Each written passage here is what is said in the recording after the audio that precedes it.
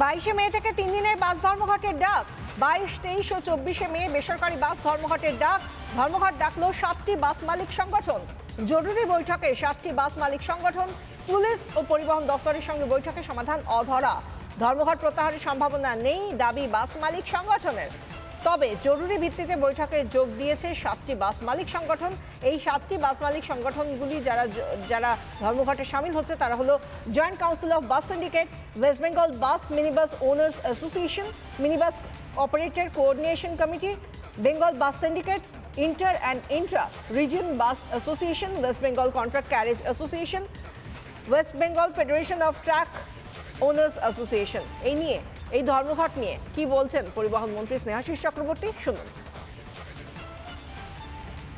পরিবহন দপ্তরের পক্ষ থেকে বাস অ্যাসোসিয়েশনগুলোকে নিয়ে মিটিং করেছি এবং তাদের যে যে ধরনের অভিযোগ ছিল, প্রশাসনের প্রতি যে অভিযোগগুলো ছিল সেগুলো যথাসম্ভব সমাধানের আশ্বাস আমরা দিয়েছিলাম।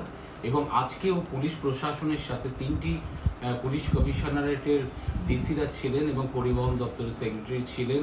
তা আবারও আমরা বৈঠক করেছি, পরে আমরা তাদের জানিয়েছি যে আলোচনার মাধ্যমেই সমাধান হতে পারে, বন্ধ কোনো সমস্যার সমাধানের পথ নয়। সরকার বাস মালিকদের পক্ষেই আছে। আরও অনুরোধ করছি, ধর্মঘটে যাবেন না, আলোচনা চলতে থাকুক, আপনাদের অনেকটা সমস্যার সমাধান কিন্তু আমরা করতে পারবো।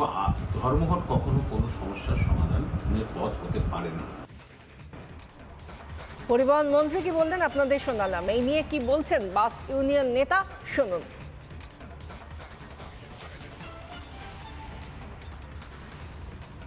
কালকে 2 দফা, আজকে 1 দফা, তো 3 দফা মিটিংয়ের পর আমরা কিন্তু কোনো সদুত্তর পাইনি পরিবহন তরফ থেকে এবং আমাদের রাজ্যের তরফ থেকে।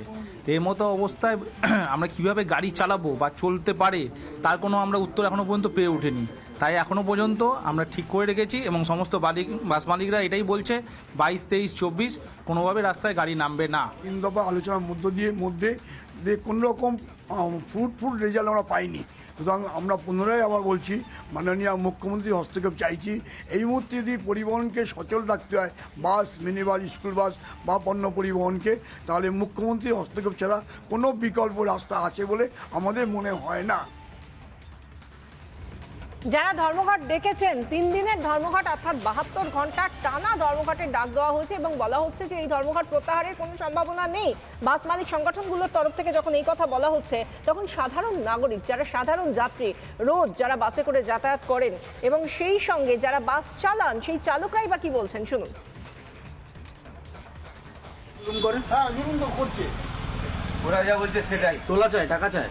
টাকা মানে কে, ওই যে অনলাইনে কেস দিয়ে দিচ্ছে 500, 1000, 10,000। তো সারাদিনে তো তাহলে রোজগারের পয়সা তো পুলিশ নিয়ে চলে যাবে। হ্যাঁ, এরকম করে একদিন হচ্ছে স্যার, দুটো কেস হয়ে যায়, এক একদিন এরকম হচ্ছে। দুটো কেস হয়ে গেলে 1000 টাকা ভাই। মালিকরা ক বাজা পায়, আমাদের কান্না, মালিকদের কান্না, কেউ আর মানে দুঃখ রাখার স্থান নেই। পুলিশের কিরম জুলুম আছে? ওই যে স্যার বললাম, যদি ওদের একটা প্যাসেঞ্জার উঠতে দেখে, নামতে দেখে, তখন ওদের দাদাগিরি বেশি চলে আসে। তখন প্যাসেঞ্জার থেকে নামিয়ে তো স্যার তারপরে তো আমরা ছাড়বো, যেহেতু ওনাকে পয়সাটা নিয়েছি, এবার ওনারা সেটা শুনবে। পুলিশ ওনাদের সামনে কেন হলো ফাইন 500 টাকা পুলিশ করছে। হ্যাঁ, সিভিক পুলিশ ডেকে নিয়ে গিয়ে 7 দিনের কাছে জমা করছে, তারপর টাকা নিয়ে তারপরে ছাড়। এটা বলে পুলিশ খুব অত্যাচার করে, রাস্তায় টাকা নেয়। ঠিক কথা করে করে করে করে ও কিছু করার নেই, সব সময় তো করে। এটা বলছে ভাড়া বাড়ানো হচ্ছে না, পুলিশ রাস্তায় খুব অত্যাচার করে।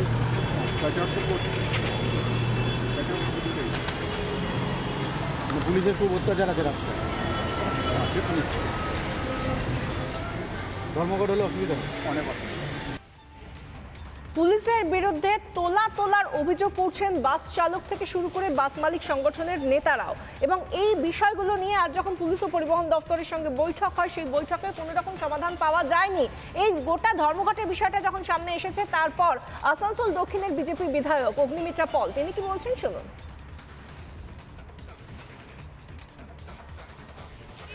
আজকে বাস বলুন, হেলমেট পরে যাচ্ছেন না, সামান্য বিষয়ে তোলার জন্য ওদেরকে টার্গেট দেওয়া থাকে। আপনি হয়তো আপনার কোনো দোষ নেই, কিন্তু আপনাকে আটকে কেস দিয়ে দেবে। পুলিশের তোলা আজকে রাস্তায় যে মোটরসাইকেলে যাচ্ছে, বাস থেকে তোলা কি রাস্তায় বসে যে মুচি বসে আছে তার থেকে তোলা প্রত্যেকটার হিসেবে সিন্ডিকেটে কাটমানি 70-30 হিসেবে পুলিশের কাছে যাচ্ছে, থানাতে যাচ্ছে আর কালীঘাটে যাচ্ছে।